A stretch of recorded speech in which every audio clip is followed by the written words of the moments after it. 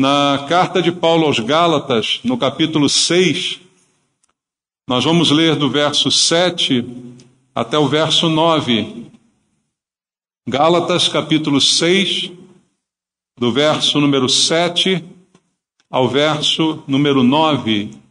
Os irmãos acharam? Gálatas 6, do 7 ao 9. A palavra de Deus diz: não vos enganeis, de Deus não se zomba, pois aquilo que o homem semear, isso também ceifará. Porque o que semeia para a sua própria carne, da carne colherá corrupção. Mas o que semeia para o Espírito, do Espírito colherá vida eterna. E não nos cansemos de fazer o bem, porque a seu tempo ceifaremos, se não desfalecermos. Amém. Pai, obrigado pela Tua palavra, pela chance que o Senhor nos dá mais uma vez de ouvir a Tua voz neste lugar. Nós precisamos da Tua palavra. Ela é o alimento, ela é o pão que sacia a nossa fome espiritual, é a energia que precisamos, é a vida que vive em nós e nos mantém de pé. Por isso, Deus, fala conosco através da Tua palavra, preenche as nossas necessidades espirituais e nós possamos ouvir a Tua voz nesse lugar, porque é aquilo que queremos. Não estamos aqui para ouvir doutrinas de homens, filosofias do homem também, mas sim a palavra que procede do Senhor, sem impureza, pura, que ela ministre ao nosso coração e edifique a nossa vida. Queremos dar ouvidos à Tua voz e oramos te pedindo, fala conosco, e eu entrego a minha vida a Ti, e peço graça, misericórdia e a unção do Espírito Santo, para que eu possa ministrar a palavra de acordo com a Tua vontade. Oramos por isso, em nome de Jesus. Amém. Podem sentar, irmãos. Amados, aqui estamos na carta de Paulo aos Gálatas, já no finalzinho da carta. O apóstolo Paulo apresenta aqui um princípio.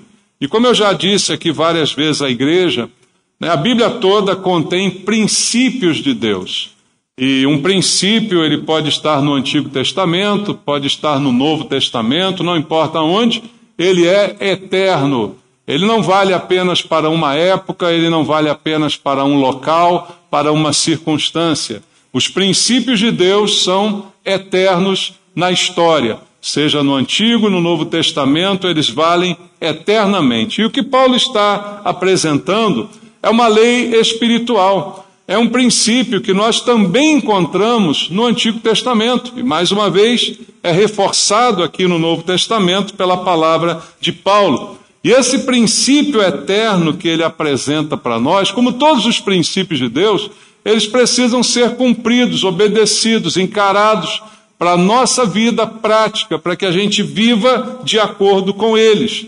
E veja, quando Deus nos dá uma ordem, quando Deus nos apresenta um princípio, um mandamento ou uma lei, como talvez você possa querer chamar, lei não é algo ruim, não é? Embora muita gente hoje tenha uma implicância, não é, com a lei no que se refere à Bíblia, como se tudo que se refere à lei fosse algo ultrapassado. E não é. A lei de Deus, a Bíblia mesma diz, ela é perfeita. Então a lei do Senhor é perfeita. E quando Deus estabelece um princípio, ele vale para sempre, ele é lei, ele é ordem, ele deve ser cumprido e deve ser obedecido. E assim como na lei do mundo, dos homens, você se ignorar a lei, você não pode usar isso como argumento para não obedecê-la. Por exemplo, você desobedece uma lei dos homens, e aí na hora do julgamento você diz, eu desobedeci porque eu não conhecia. Eu não sabia que isso era errado. Isso não vai te dar nenhum alívio, Você não saber, você desconhecer, não isenta você da necessidade de cumprir a lei. Por exemplo, você não conhece a lei da gravidade, mas se você pular do prédio, você vai cair do mesmo jeito. Conheça você ou não a lei da gravidade, ela vai atuar sobre o seu corpo, independente de você concordar. Eu não concordo com a lei da gravidade. Você pode não concordar? Pode, à vontade. Eu não concordo, então se atira do prédio. E aí você vai ver que, concordando ou não, essa lei vai acontecer e vai se cumprir. E do que Paulo está falando e de que lei é essa, que princípio é esse? O princípio simples de que nós vamos colher aquilo que nós vamos plantar. E nós vamos colher de acordo com aquilo que a gente semear. Quer eu goste ou não, quer eu acredite ou não, quer eu concorde ou não, esse princípio vai se cumprir independente da minha vontade. E como eu disse, Deus me deu liberdade para escolher o que plantar, mas não me deu liberdade para escolher o que colher. Entenda isso? Você pode plantar o que você quiser, mas você colherá de acordo com aquilo que você plantar. A liberdade está eu escolher a semente que eu quero trabalhar com ela, a semente que eu quero plantar, mas eu não tenho liberdade de escolher aquilo que eu vou colher, porque eu sempre colherei de acordo com aquilo que eu semear. Veja o princípio também lá em Deuteronômio, no capítulo 30. Em Deuteronômio capítulo 30, no versículo 19 e no versículo 20, está escrito assim: os céus e a terra tomo hoje por testemunhas contra ti, que te propus a vida e a morte, a bênção e a maldição. Escolhe, pois, a vida para que vivas, tu e a tua descendência, amando o Senhor teu Deus, dando ouvidos à sua voz, apegando-te a Ele, pois disto depende a tua vida e a tua longevidade, para que habites na terra que o Senhor, sob juramento, prometeu dar a teus pais, Abraão, Isaque e Jacó. Então Deus faz a proposta, você pode escolher o que você quer para a sua vida, mas o que você vai colher é invariável. Então Deus ainda aconselha, escolhe a vida, escolhe a bênção, não escolhe a maldição, né? Escolhe a bênção e não escolha a morte, escolha a vida. E ele propõe, mas a proposta é livre, você escolhe o que você quiser, porque Deus nos deu livre-arbítrio, que é um conceito também, um princípio que a gente encontra na palavra de Deus, e eu posso exercê-lo, mas certamente colherei aquilo que eu plantar. E, nesse sentido, eu preciso entender algumas coisas. Não existe uma semente que a gente possa dizer que ela é neutra. Uma semente neutra, que ela não produz... Não existe. Se ela é uma semente, ela vai produzir de acordo com a sua espécie. Se ela é uma semente, se ela foi semeada, ela vai, de alguma forma, trazer um produto. E sempre que a gente semear, nós vamos sempre colher. Isso também é invariável. Agora, qual é a origem das sementes que nós semeamos? É nisso que eu preciso pensar, é nisso que a gente precisa refletir. E aqui está o alerta de Deus para nós essa noite, nas palavras de Paulo, nas palavras do Antigo Testamento, mostrando para nós esse princípio, porque eu sou responsável por aquilo que eu planto e eu também me torno responsável por aquilo que eu vou colher. E em que sentido nós podemos aplicar isso na nossa vida? Eu vejo muita gente aplicando esse princípio de semente, de colheita, só falando a respeito de dinheiro, né? Eu já vi muita gente falando disso.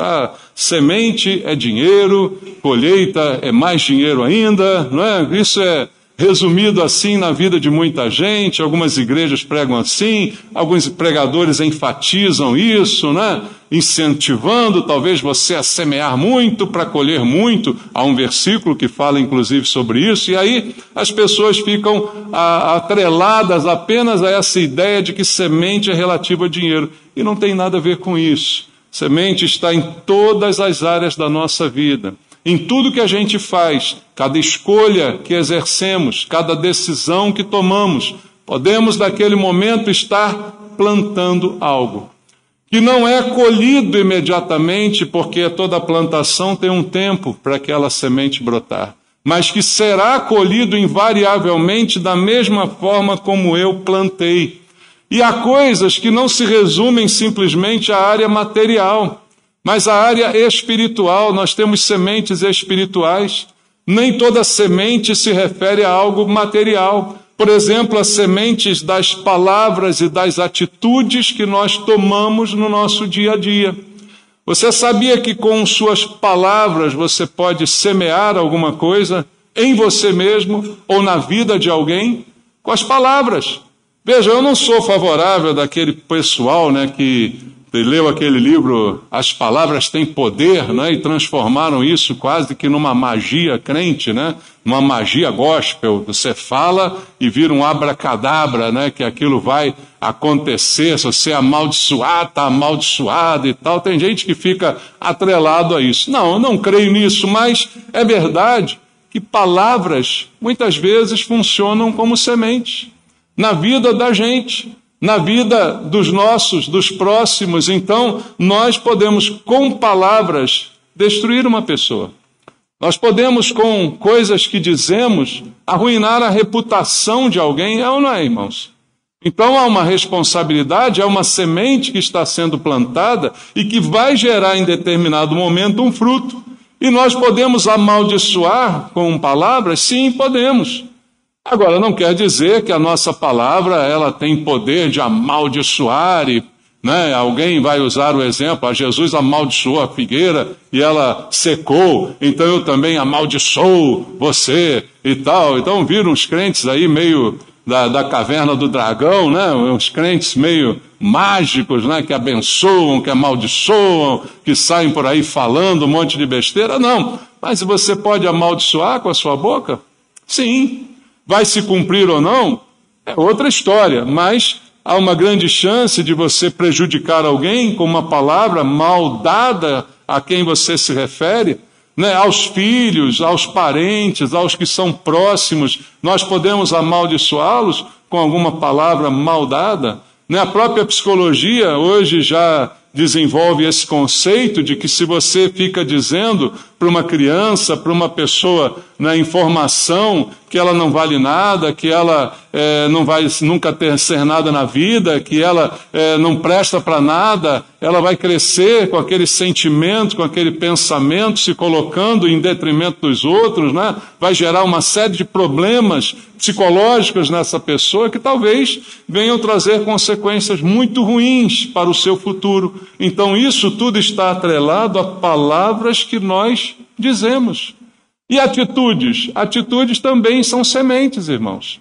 Às vezes nós tomamos algumas atitudes que podem trazer dificuldades para nós e para os próximos, para aqueles que são dependentes de nós, para aqueles que estão ao nosso redor, não é? E aquilo que eu fizer de certo ou de errado, voltará para mim com alguma consequência. Esse é o princípio que Paulo ensinou, que Deus ensinou no Antigo Testamento. Semeei, vou colher. Atitudes, decisões que eu tomei, elas vão voltar de certa forma sobre mim. E as minhas atitudes, veja, nós somos definidos não apenas pelo que a gente diz, mas pelo que a gente faz.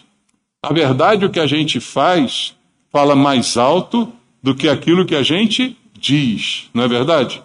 Você, quando analisa o comportamento de alguém, você vê ela falando coisas muito bonitas e tal, mas quando você vê um comportamento totalmente diferente do que ela fala, o que pesa mais? É o que ela fala ou o que ela faz?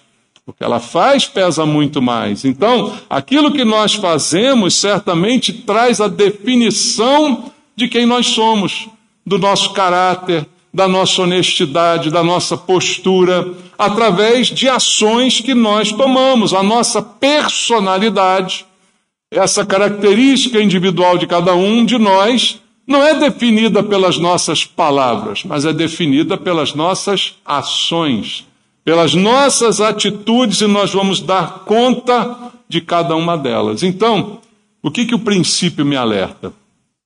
A palavra de Deus vem para dizer para mim assim: cuidado com o que você diz, cuidado com o que você faz, cuidado com as suas atitudes, cuidado com as suas palavras, cuidado com as decisões que você toma, com as escolhas que você faz, porque você está semeando com elas.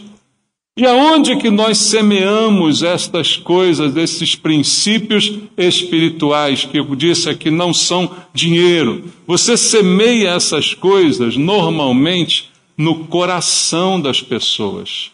O coração é o solo aonde a semente é semeada. Da onde eu tirei isso, irmãos? Eu tirei isso da Bíblia. Quando Jesus contou a parábola, vamos ler lá a parábola no Mateus, capítulo 13, versículo 18. Olha só como Jesus ensinou isso aos seus discípulos. Mateus 13, do verso 18 até o verso 23.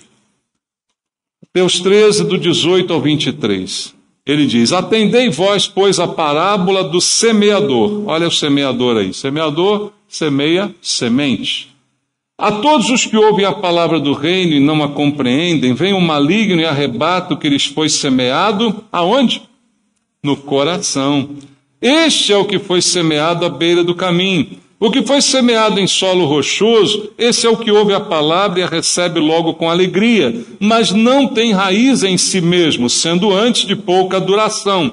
Em lhe chegando a angústia ou a perseguição, por causa da palavra, logo se escandaliza. Todas essas coisas atuam no coração. Esses impedimentos, essas perseguições, essas dores, essas mazelas, atuam no coração aonde a palavra foi semeada. O que foi semeado entre os espinhos é o que ouve a palavra, porém, os cuidados do mundo, a fascinação das riquezas, sufocam a palavra e fica infrutífera. Onde atuam os cuidados do mundo, as riquezas, as impressões, também no nosso coração, aonde a palavra foi semeada. E depois, especificamente, Jesus diz: mas o que foi semeado em boa terra é o que ouve a palavra e a compreende. Este frutifica e produz 100, a 60 e a 30 por um. Então, a palavra é semeada no coração.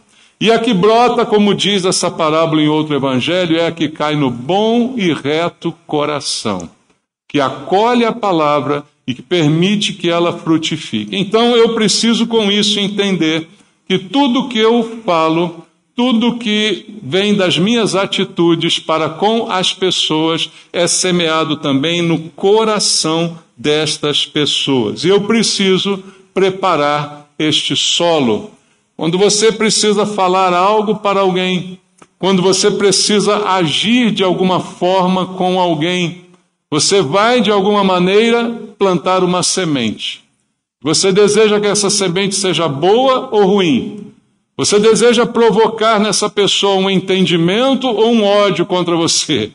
Ou uma reação contra você? O que você deseja como fruto dessa semente que você vai semear no coração de alguém ao falar com ela alguma coisa ou a tomar uma atitude em relação a ela? Você espera que a resposta seja boa. Então você precisa preparar o solo para que essa semente possa cair numa terra boa e produzir num bom e reto coração de acordo com a vontade de Deus. Abra comigo a Bíblia em Jeremias, no capítulo 4, no livro do profeta Jeremias, no capítulo número 4, no versículo 3.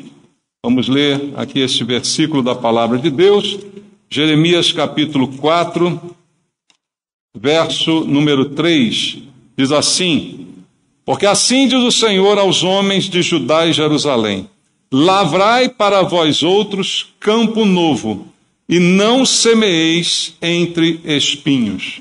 O princípio de Deus aqui é: cuide do campo aonde você vai semear.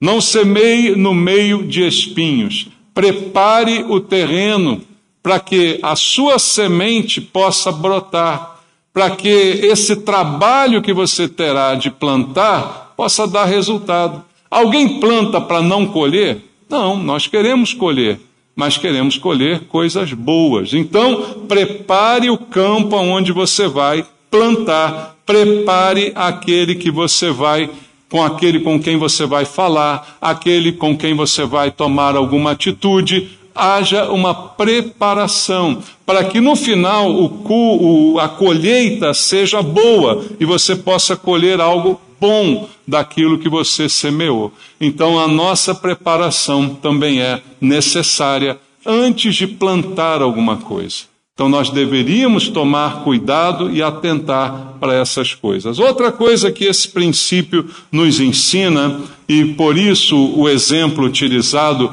é o da semente, que é algo que nós conhecemos, que nós podemos verificar na prática. Quanto tempo leva para haver um produto de uma semente que foi plantada? E aí varia de acordo com a espécie, não é? Mas, de qualquer forma, Nenhuma semente nasce logo na hora que você plantou, você já vê o fruto, você já vê o resultado. Todas elas, independente do tempo que levem, umas mais, outras menos, vão levar um tempo para apresentar um resultado. Assim também aquilo que nós semeamos, seja para o bem, seja para o mal. Nós temos o trabalho, a responsabilidade de cuidar daquilo que semeamos. Como o agricultor. O que o agricultor faz? Ele planta a semente e depois vai embora, nunca mais volta e só volta um dia para colher os frutos. Não é assim que funciona. Ele cuida do terreno, ele cuida da sua plantação. O mesmo se aplica à nossa vida. Eu preciso saber esperar a colheita, eu preciso ter a paciência para ver essa colheita dando certo, né? Ela brotar, eu preciso ter a paciência para ver as coisas acontecer, mas eu preciso também regar. Eu preciso também cuidar daquilo que eu estou plantando. Nós colhemos exatamente da mesma espécie aquilo que nós plantamos. E o fruto, ele também sempre é maior do que a semente. Esse é outro princípio que nos serve de alerta. A semente normalmente é pequenininha, mas o fruto dessa semente é muito maior. Olha o cuidado agora. Eu plantei algo pequenininho, mas era ruim. O que eu vou colher é ruim, só que vai ser muito maior do que aquilo que eu plantei. Você percebe o perigo dessa semente? Mas foi pequenininho, mas é assim mesmo, a semente é pequenininha. Mas o fruto é sempre muito maior do que a semente. Então, se eu plantei algo ruim, mesmo que pequenininho, o que eu vou colher será bem maior do que aquilo que eu plantei. Mas se eu levar para o lado bom, a mesma coisa se aplica. Se você plantou uma coisinha pequenininha boa, você vai colher uma bem maior e boa, da mesma espécie, da mesma qualidade, porque é assim que funciona esse princípio ensinado por Deus. E depois da colheita, depois que eu colher, sabe o que acontece? Quando você colhe, você ganha mais sementes. Quando você pega um fruto, dentro desse fruto tem o quê? Mais sementes para você semear. Veja que há uma multiplicação constante aí, seja isto para o lado bom ou para o lado ruim. Imagina o lado bom, eu colhi coisas boas e eu tive uma boa colheita, e dentro daquela colheita eu ganhei mais sementes, e aí eu tenho mais com que semear, e quanto mais eu semear, aí o princípio também de Deus, mais eu colho. E quanto mais eu semeio, mais eu colho. E mais eu tenho para continuar semeando, porque cada colheita é repleta de novas sementes para que eu possa utilizar. Olha que princípio maravilhoso Deus está ensinando. Mas eu preciso entender, praticar e atentar na minha vida se eu não estou, de alguma forma, incorrendo em algum tipo de erro em relação a isso. E a maneira que eu tenho para avaliar é simplesmente analisar, olhar. E somente você, somente cada um de nós pode fazer isso. Olhar para dentro de si mesmo, olhar para a sua própria vida e analisar o que você tem colhido. Cada um de nós pode fazer isso. A tua vida hoje, o que você colheu hoje? O que você colheu esse mês? O que você colheu no ano que passou, que nós celebramos ali há pouco tempo o encerramento dele? O que você colheu? Examina, olha para essa colheita, olha para essa coisa que está nas suas mãos, que você colheu, e examina. É o que você queria? É o que você esperava? Você está satisfeito com a qualidade? Você está satisfeito com a quantidade? Isso que você colheu era exatamente aquilo que você desejava? Não, não é? Então, mude a semente. E o que você colheu, e só você pode avaliar, eu não posso avaliar a vida de ninguém, eu só posso avaliar a minha. Se o que eu colhi não é o que eu gostaria, não adianta culpar os outros. Eu é que tenho que mudar as sementes. Eu é que tenho que mudar aquilo que eu tenho semeado. Porque às vezes a gente fica crente que vai colher alguma coisa e colhe exatamente algo completamente oposto daquilo que eu imaginava. E aí eu vou culpar quem? A sorte, o destino, Deus, os irmãos, a igreja? Não, eu é que não plantei o que eu deveria ter plantado. Eu é que não semeei da maneira como deveria ter semeado. Então é um exercício muito simples, irmãos. Não é procurar culpado, mas a gente passa muito tempo, às vezes, procurando culpado para as nossas mazelas, para as nossas dores, para os nossos sofrimentos. Eu preciso olhar e analisar friamente a minha colheita e ver, não era isso que eu queria? Será que eu não plantei algo errado? Será que eu não fiz algo que não era para fazer? Será que eu não disse algo que não era para dizer?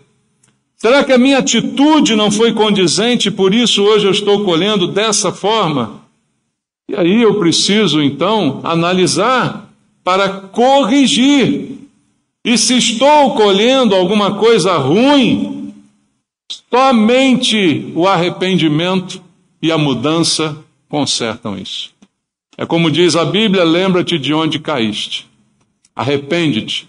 Volta à prática das primeiras obras. É voltar a praticar o que era bom, ou seja, volte a semear o que era bom. Se hoje está ruim, o que você tem colhido e se o resultado não tem te agradado, então comece a plantar coisas diferentes. E da onde eu vou tirar essas sementes novas? Peça a Deus. Agora é hora de pedir a Deus que Ele te dê melhores sementes e que você use as sementes.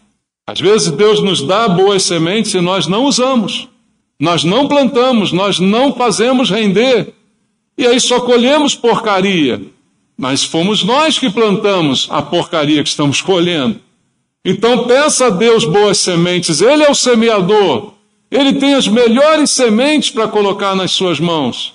Peça a Deus essas sementes e comece hoje uma plantação nova. Como diz o ditado popular, não adianta chorar sobre o leite derramado. Eu vou mudar o ditado e vou dizer assim, não adianta chorar sobre a colheita ruim que você fez agora. Você já colheu. A única alternativa agora é plantar de novo. A colheita que você já colheu, ela não vai se transformar como que por milagre em outra coisa. Não, eu preciso é plantar de novo. E agora fazer certo. E agora consertar, e agora usar melhores sementes. Essa é a solução. Não é ficar tentando mudar o que eu colhi. É reconhecer que eu colhi porque plantei mal e começar a plantar novamente coisas melhores. Deus é o dono de todas as sementes. Pensa nisso.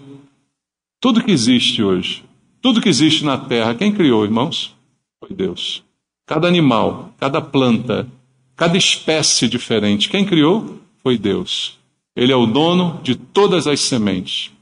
Nele existe tudo que é bom que eu posso plantar para a minha vida melhorar.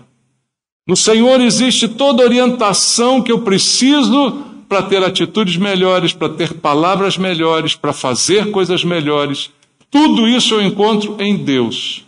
E é nele que eu vou buscar para começar de novo a plantação do zero, para que eu comece a colher de acordo com aquilo que eu desejo, aquilo que eu sonho para mim.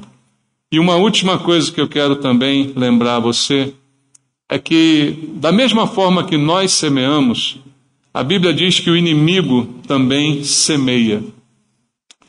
O inimigo das nossas almas, você sabe quem ele é? Ele também semeia.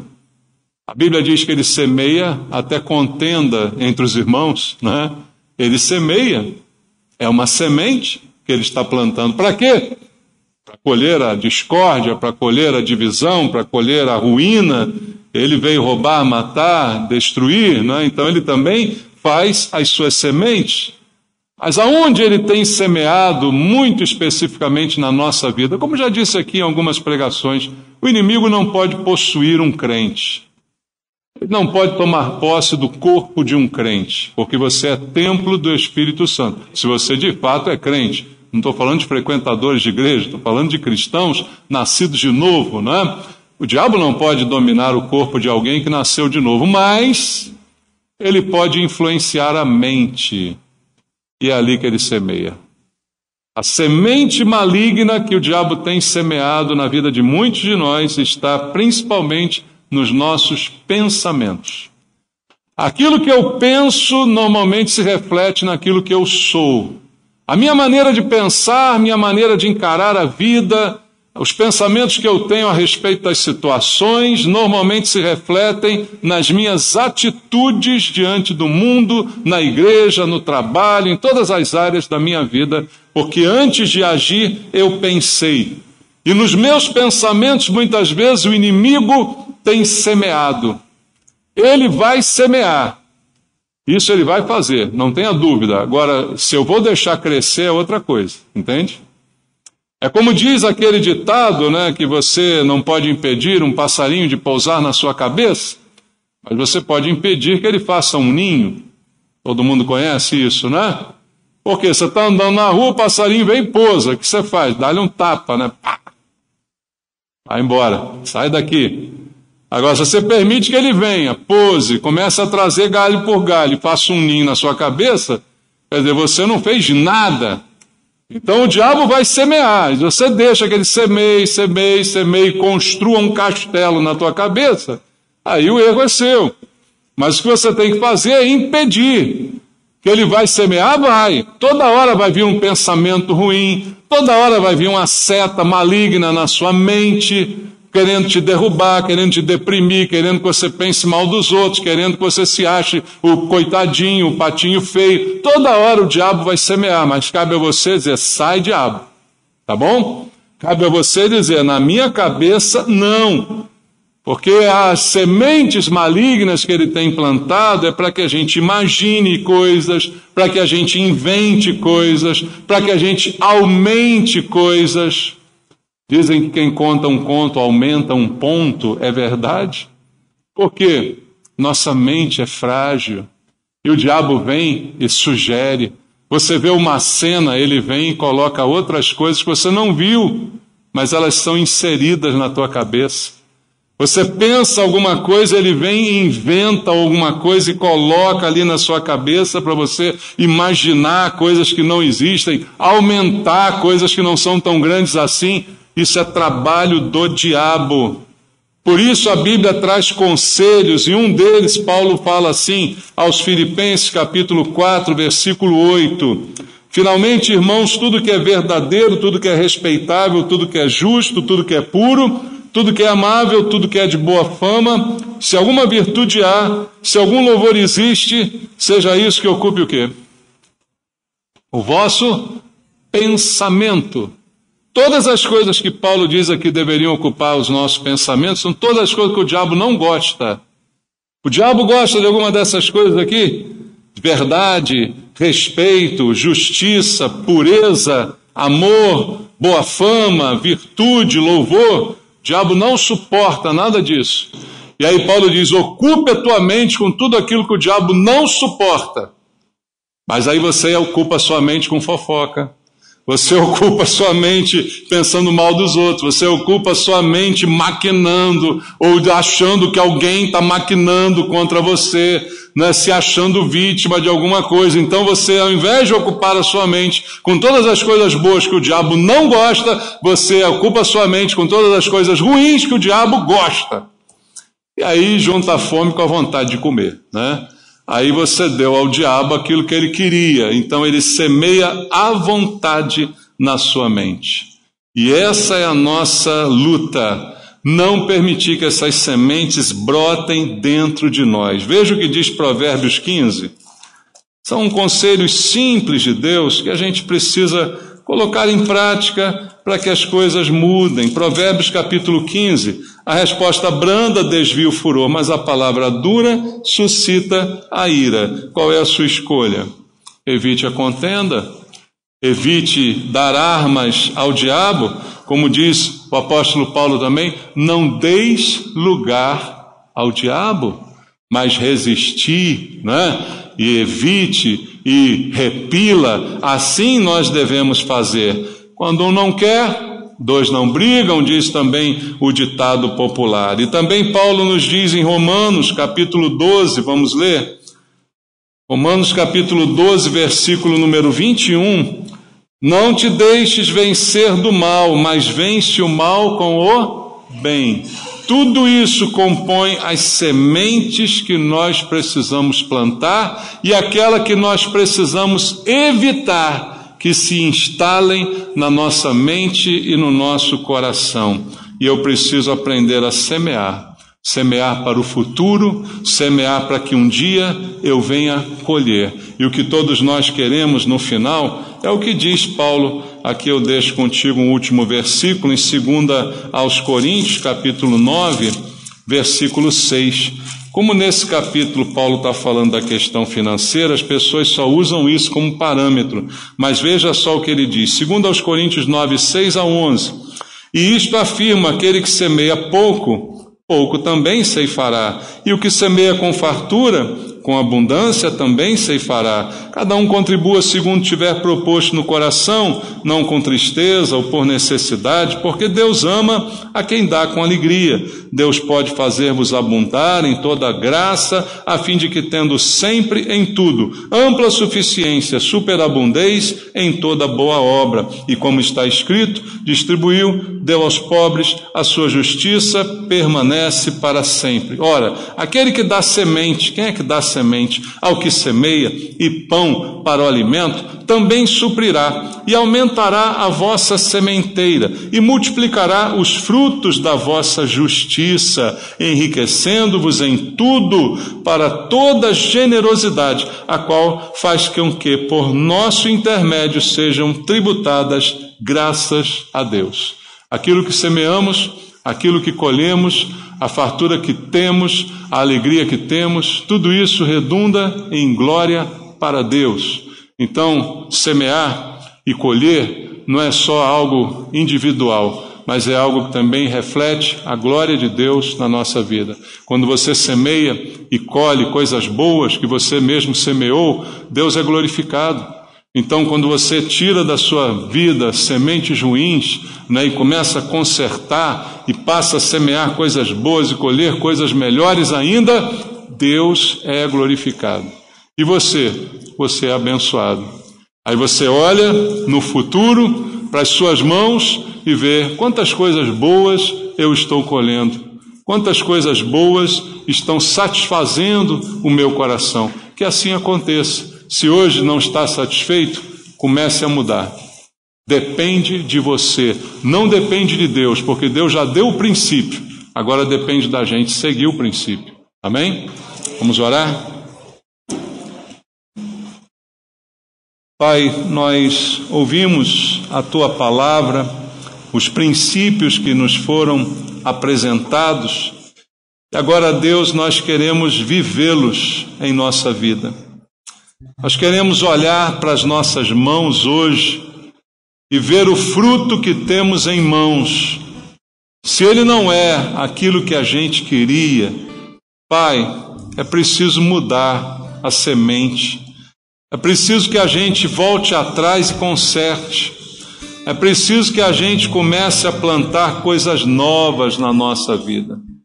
Deus, em nome de Jesus, abre os nossos olhos para essa realidade, porque isso depende apenas de nós. O Senhor nunca plantará nada por nós. O Senhor nos dá a semente, mas quem a planta somos nós. E as sementes ruins que às vezes plantamos não vêm do Senhor, mas a colheita é inevitável.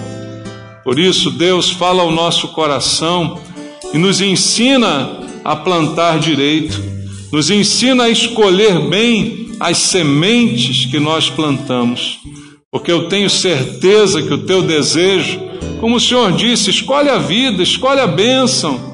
O teu desejo é que a nossa colheita seja boa e abundante. Eu te peço, fala conosco, Senhor, em nome de Jesus.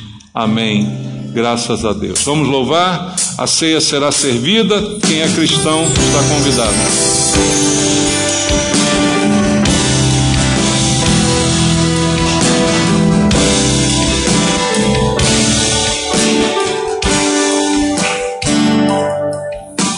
Cada vez que a minha fé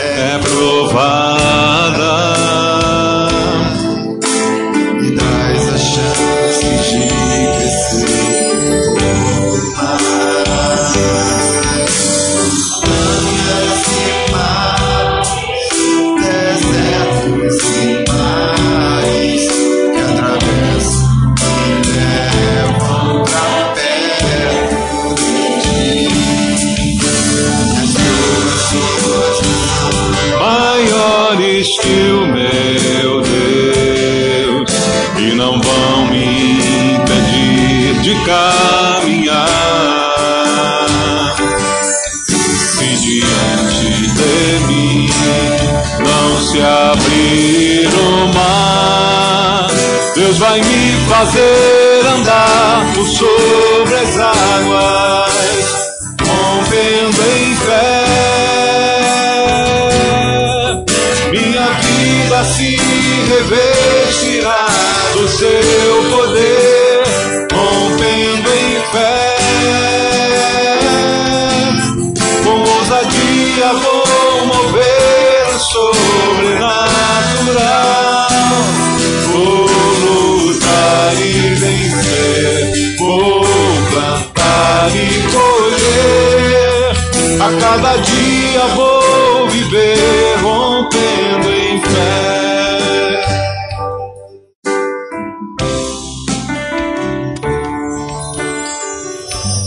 Te louvamos, Senhor.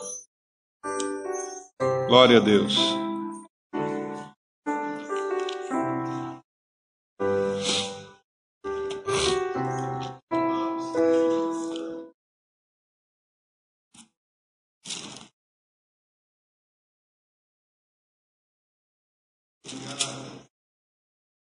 Porque eu recebi do Senhor o que também vos entreguei, que o Senhor Jesus, na noite em que foi traído, tomou o pão, e tendo dado graças, o partiu e disse: isto é o meu corpo, que é dado por vós, fazei isto em memória de mim. Por semelhante modo, depois de haver ceado, tomou também o cálice, dizendo: este cálice é a nova aliança no meu sangue. Fazei isto todas as vezes que o beberdes, em memória de mim. Porque todas as vezes que comerdes este pão e beberdes o cálice, anunciais a morte do Senhor até que ele venha. Por isso, aquele que comer o pão ou beber o cálice do Senhor indignamente, será réu do corpo e do sangue do Senhor. Examine-se, pois, o homem a si mesmo, e assim coma do pão e beba do cálice. Pois quem come e bebe sem discernir o corpo, come e bebe juízo para si. O Senhor instruiu aos discípulos que fizessem esta cerimônia. Ordenou que isso fosse feito em sua memória: partir o pão, tomar o cálice, para lembrar do seu corpo e do seu sangue, que foram entregues em nosso favor. E aqui estamos nós, com estes elementos, agradecendo, Senhor, pela Tua graça, pela Tua misericórdia para conosco, por nos permitir estar nesse lugar, participando desta ceia, aonde só os mais íntimos foram convidados. E nós te agradecemos por fazer parte desse grupo. Pai, muito obrigado pelo pão, pelo que ele representa, pelo teu sofrimento e dor que nos trouxe salvação e perdão. Obrigado por tudo que o Senhor fez naquela cruz por nós. E perdoa, Pai, as nossas falhas. Perdoa, Senhor, as sementes erradas que às vezes semeamos. Tem misericórdia de nós. Fala ao nosso coração, eu te peço, Pai, em nome de Jesus. Amém. Participemos do pão.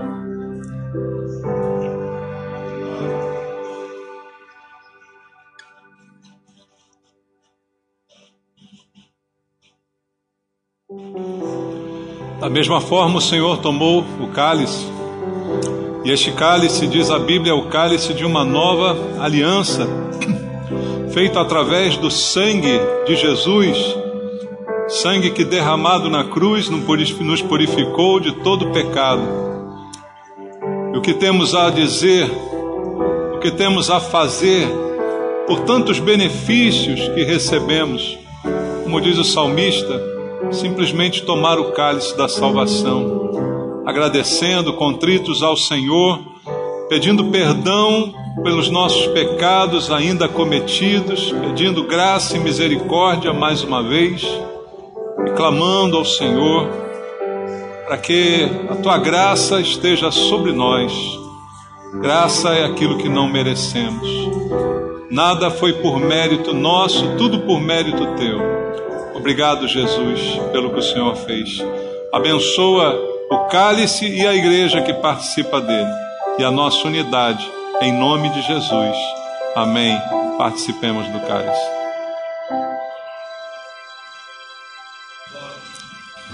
Cada vez que a minha fé é provada,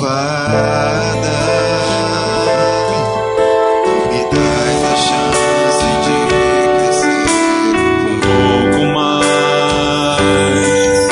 Das montanhas e vales, desertos e mares que atravesso me levam pra perto de ti.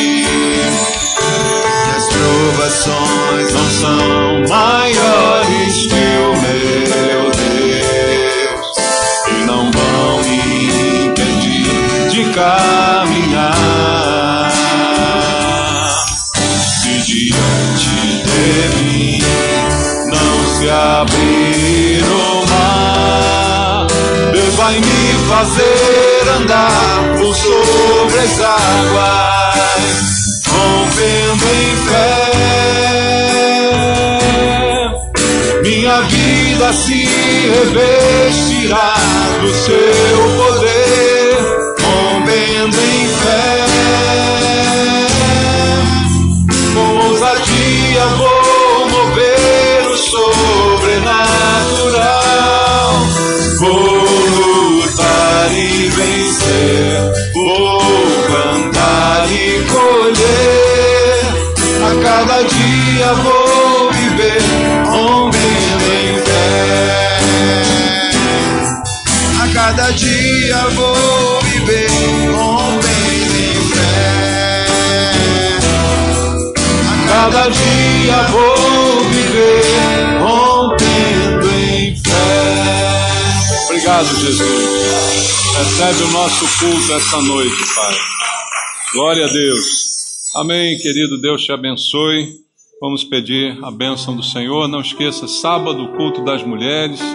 Domingo, temos 2 cultos na igreja, tem escola bíblica. Traga a sua oferta de alimentos.